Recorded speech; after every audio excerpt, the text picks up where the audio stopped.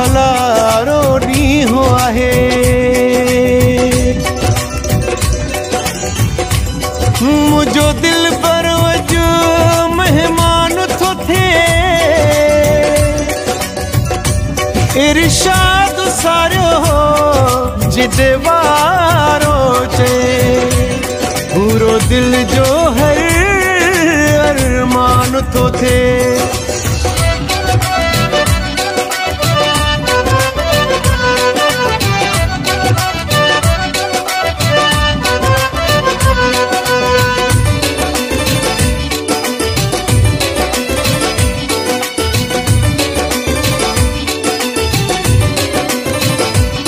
अजो अचे थो जानी वेठो तैयारी थो कयां, जो अचे थो प्यारो।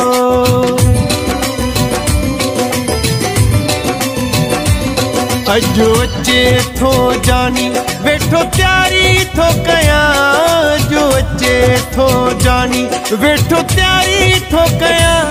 आजियां ले गॾु संगत सारी थो कयां, वेठो तैयारी थो कयां। आजियां ले गॾु संगत सारी थो कयां, वेठो तैयारी थो कयां।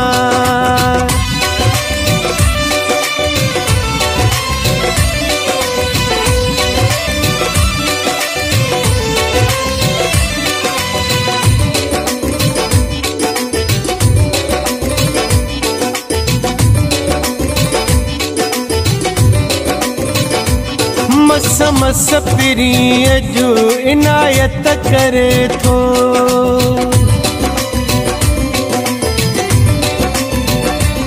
मस मस पिरीअ जो इनायत करे थो।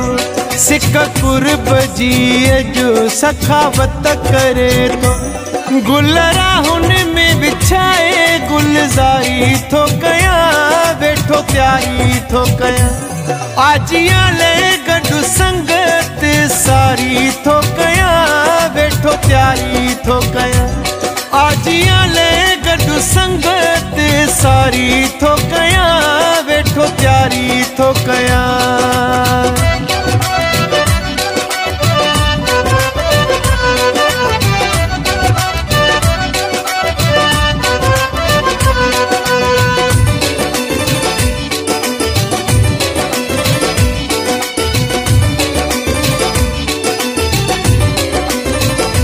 घर के सिंगारियो असारो पिरी जो थो अचे,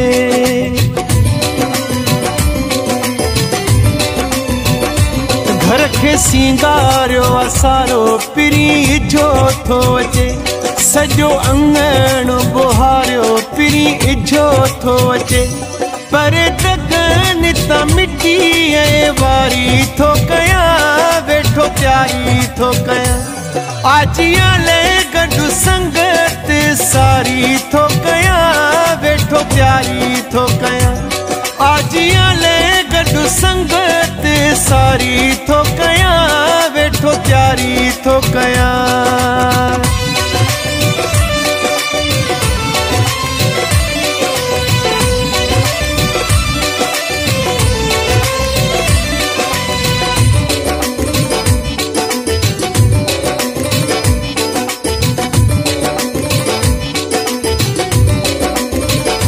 जख्मी अहमद अब्बासी खुशी आसार थो लहे,